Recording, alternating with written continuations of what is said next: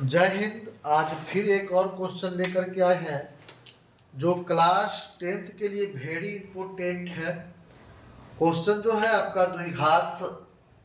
द्विघात समीकरण से है।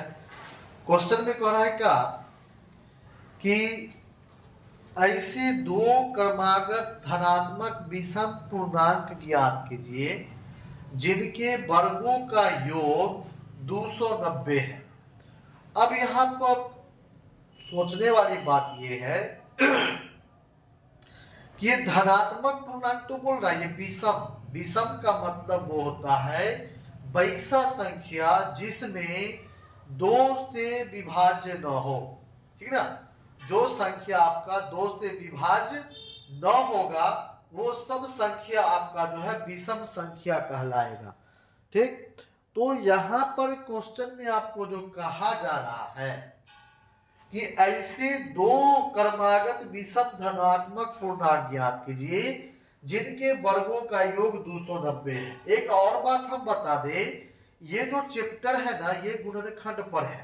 अगर आप 8th क्लास में अगर गुणनखंड सीखे होंगे तो बिल्कुल एकदम आसान लगेगा क्वेश्चन देखने में। अगर आप गुणनखंड नहीं सीखे हैं तो इससे पहले है कि आपका जो एग्जाम भी नजदीक आ गया है, कुछ ही दिन बचा हुआ एग्जाम के भी 1.5-2 महीना बचा हुआ, 1.5 महीने के आसपास बचा हुआ।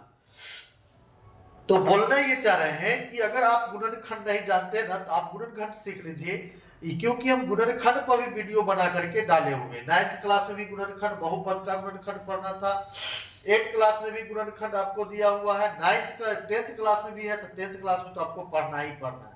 क्योंकि यहाँ से आपको पूछेगा, कोई भी समीकरण दे देगा, बोलेगा इसको गुणनखंड विधि द्वारा मूल ज्ञात करें। ठीक ना, तो ये सब क्वेश्चन जो है आपको अगर देखना है तो हमारा जो यूट्यूब चैनल है उस पर जाकर के आप देख सकते हैं।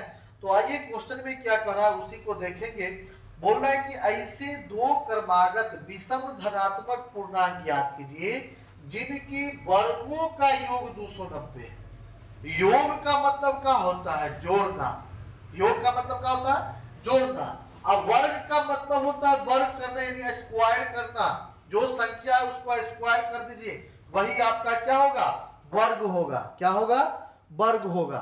वही बोल रहा है यहाँ पर आपका जो ये है चैप्टर है द्विघात समीकरण, और ये उदाहरण का क्वेश्चन है, उदाहरण नंबर 11।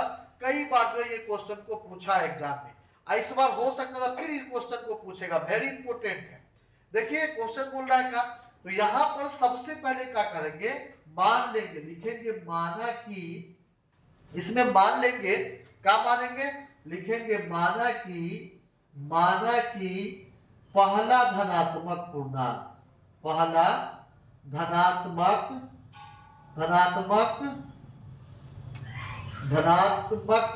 पूर्णांक, माना कि पहला विषम धनात्मक मानिएगा, माना कि पहला विषम धनात्मक पूर्णांक कितना मान लेंगे? x मान लेंगे। ठीक ना, और दूसरा जो मानेंगे यहाँ पर, जो दूसरी संख्या मानेंगे वो क्या हो जाएगा? x+2 रखेंगे। और दिया हुआ है, क्या दिया हुआ है लिख देंगे यहाँ पर, दिया हुआ है, क्या दिया हुआ है?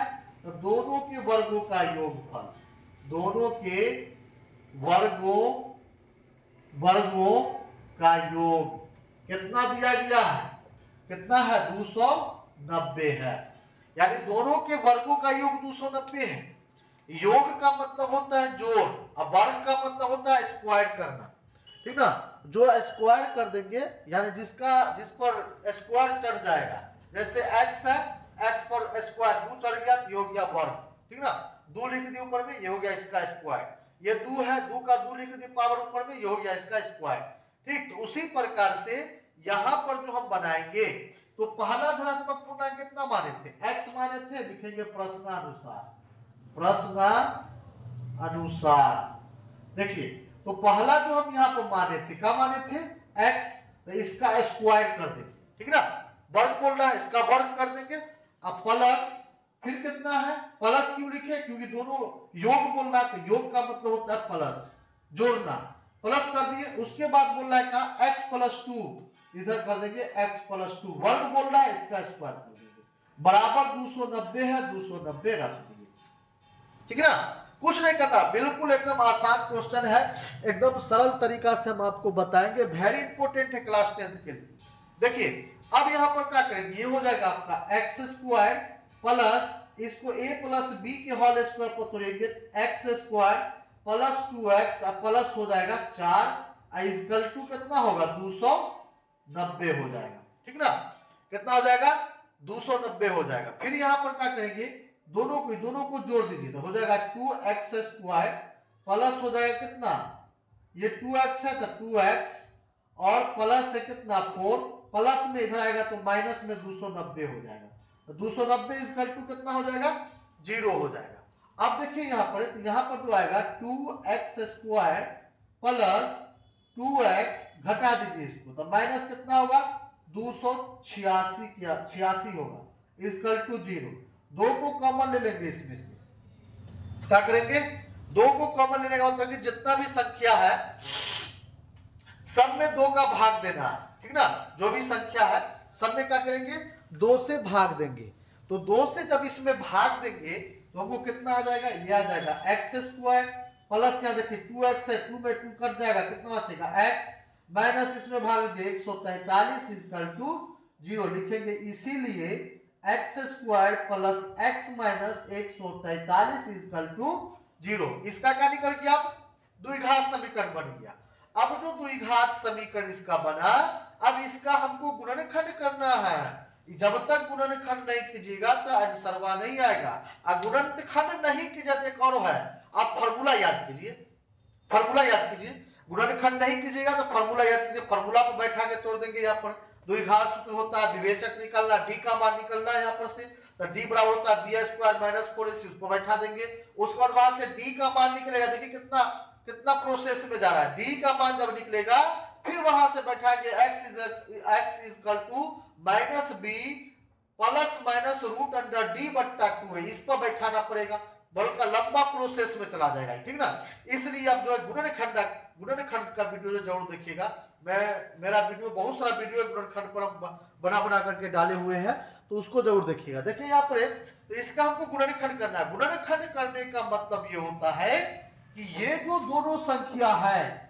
143 को x से अगर गुना करेंगे तो 143x होगा, तो ये जो 143 है इधर एक है, एगो x है, तो ऐसा संख्या यहां पर रखना है कि हमको एक x आना चाहिए और गुना करने पर 143 आना चाहिए, वही आपका गुणनखंड हो गया, निकल गया गुणनखंड, 143 भी आना चाहिए और एक भी आना चाहिए, दोनों संख्या जब आ जाएगा 143 अगर आ गया, कोई भी संख्या रखेंगे, कोई जो संख्या रखेंगे 143 पूर्ण गया, ये x जो है ना एक आना चाहिए, एगो x आना चाहिए, तब जाकर के आपका जो गुणनखंड फिनिश, ठीक ना।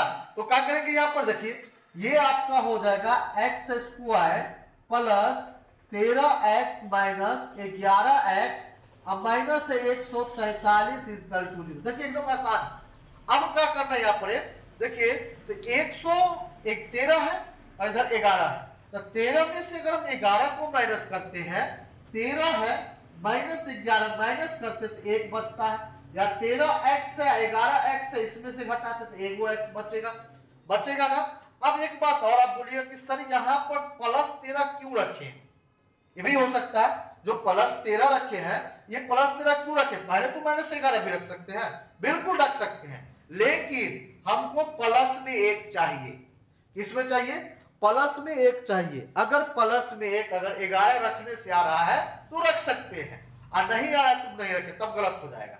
तो यहां पर हम क्या करेंगे, पहले 13 इसलिए रखे हैं कि हमको प्लस में 1 चाहिए, एगो x चाहिए, अगर पहले हम 11 को रखते माइनस 13, हमको 11x माइनस 13 तो कितना था माइनस x, जो कि मेरा नहीं है प्लस x है ना, इसलिए हम क्या रखें यहाँ पर 13x माइनस 11x रखें। अब यहां पर क्या करना है, लिखेंगे x को कॉमन लीजिए, x प्लस आपका हो जाएगा 13 माइनस 11 को कॉमन लीजिए, x प्लस 13 इक्वल टू 0। आज जब दोनों को हम मल्टीप्लाई करेंगे, देखिए एक बात और ध्यान रखिएगा, जब हम दोनों को मल्टीप्लाई करेंगे 13x को मल्टीप्लाई करेंगे, किससे करेंगे तो गुने -11 से 11x से, तो देखिए आ जाएगा, दोनों को जब हम मल्टीप्लाई करेंगे कितना होगा 143x²। इसी का हमको गुणनखंड करना था। देखिए x को यहाँ ये x है ना, इसको 143 से गुणा कीजिए, 143x² आ जाएगा। ठीक, अब देखिए यहाँ पर क्या करना है इसको। अब क्या करेंगे यहाँ पर, यहाँ पर हो जाएगा x माइनस 11, इधर हो जाएगा x प्लस कितना 13 इक्वल टू 0।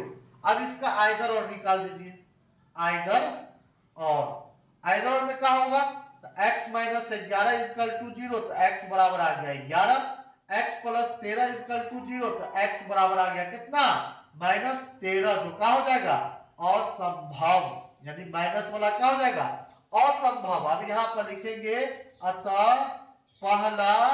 पहला विषम धनात्मक, विषम है ना, विषम धनात्मक पूर्णांक। तो पहला विषम धनात्मक पूर्णांक कितना माने थे, x माने थे, तो x बराबर आ गया कितना मेरा 11 आ गया। और दूसरा कितना हो जाएगा, तो दूसरा धनात्मक पूर्णांक जो है वो आपका हो जाएगा कितना माने थे x प्लस 2 होगा 11 प्लस कितना 2, 11 में 2 को जोड़िए कितना हो जाएगा 13। It will be right answer. इस तरह का वीडियो देखने के लिए हमारे फेसबुक पेज को फॉलो कर लीजिए, यूट्यूब पर देख रहे हैं यूट्यूब को सब्सक्राइब कीजिए, और ज्यादा से ज्यादा लाइक और शेयर कमेंट जरूर कीजिए। शेयर करने से दूसरे स्टूडेंट का भी हेल्प होगा, दूसरे बच्चा का भी हेल्प हो जाएगा और आपको भी मदद मिल रहा है। इसलिए जो है लाइक, सब्सक्राइब और फॉलो करना ना भूले। Thank you.